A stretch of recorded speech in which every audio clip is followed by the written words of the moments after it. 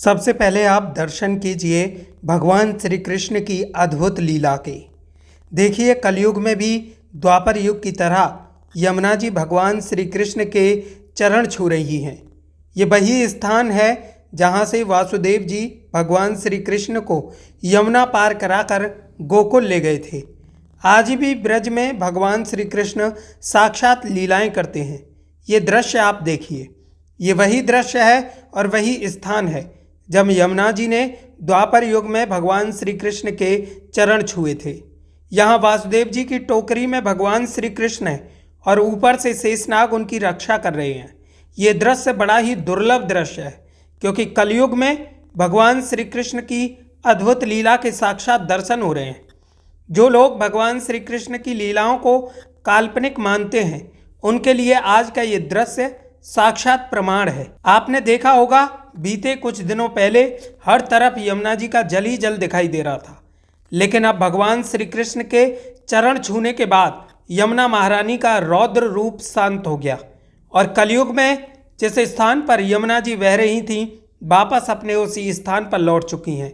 क्या आप जानते हैं ब्रज में ये स्थान कहाँ पर है? अगर नहीं जानते तो इस वीडियो को पूरा ज़रूर देखिए। अगर आप वृंदावन, बरसाना और गोकुल के दर्शन करने आ रहे हैं तो आप इस दिव्य स्थान के भी दर्शन कर सकते हैं। सभी भक्तों को राधे राधे। आज हम आपको लेकर आए हैं ब्रज के उस स्थान पर जहां द्वापर युग में वासुदेव जी गोकुल जाने के लिए यमुना जी को पार कर रहे थे और यमुना जी भगवान श्री कृष्ण के चरण छूने के लिए अपने रौद्र रूप में आ गई थी।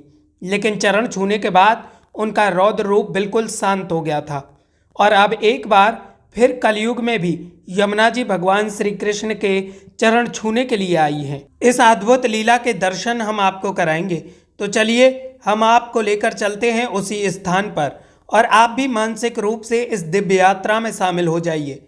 हर तरफ यमुना जी का जल ही जल दिखाई दे रहा है।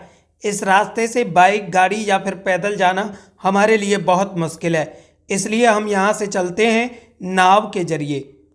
तो चलिए सबसे पहले नाव में बैठते हैं और चलते हैं उसी स्थान की ओर। अब हम नाव में बैठ चुके हैं और हमारी नाव भी अब उसी स्थान की ओर आगे बढ़ चुकी है। देखिए कितना सुंदर दृश्य दिखाई दे रहा है। पूरा रास्ता लता पताओं से घिरा हुआ है और हर तरफ यमुना जी का जल ही जल दिखाई दे रहा है। कितना अद्भुत दृश्य है, कितना सुंदर लग रहा है। ये देखिए, हर घर के नीचे यमुना जी बह रही है। लोग अपने घरों के बाहर बैठे हुए हैं और यमुना जी उनके घर के पास से कलकल बह रही हैं।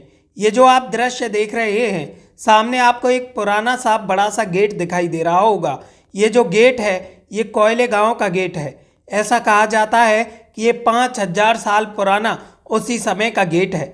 इसी गेट से होते हुए हम कोयले गांव में आ चुके हैं और यहीं से हम चलते हैं उस दिव्य स्थान की तरफ जहां यमुना महारानी इस कलयुग में भी भगवान श्री कृष्ण के चरण छूने आई हैं। देखिए, अगर मैं आपको यहीं से दिखाऊं तो उधर सामने गोकुल नगरी हमें दिखाई दे रही है और इधर यमुना जी अपने रौद्र रूप में बह रही हैं और हम अब आ गए हैं उसी स्थान पर। आप सबसे पहले दर्शन कीजिए भगवान श्री कृष्ण के। आप देखेंगे भगवान श्री कृष्ण यहाँ वासुदेव जी की टोकरी में हैं और शेषनाग ऊपर से उनकी रक्षा कर रहे हैं। ये वही स्थान है और वही दृश्य है जब द्वापर युग में भगवान श्री कृष्ण ने कंस की कारागार में जन्म लिया था और वासुदेव जी कंस की कारागार से भगवान कृष्ण को गोकुल के लिए लेकर आए थे। और जब वासुदेव जी गोकुल के निकट आए, तब नंद महल में प्रवेश करने के लिए वासुदेव जी को पहले यमुना जी को पार करना था। यमुना जी अपने रौद्र रूप में बह रही थी और वासुदेव जी घबरा गए। तब वासुदेव जी ने यहाँ पुकार की थी, कोयले कोयले करूं पुकार, कैसे उतरूं यमुना पार। और तभी से इस गांव का नाम कोयले पड़ा। लेकिन यमुना जी ने जैसे ही भगवान श्री कृष्ण के चरण छुए, तो चरण छूने के बाद यमुना जी अपने शांत रूप में वापस लौट आई और वासुदेव जी को गोकुल जाने के लिए रास्ता दे दिया। आज उसी द्वापर युग की दिव्य लीला का दर्शन कलयुग में भी आप कर रहे हैं। आज से 2-3 दिन पहले ही आपने देखा था कि यमुना जी अपने रौद्र रूप में बह रही थी।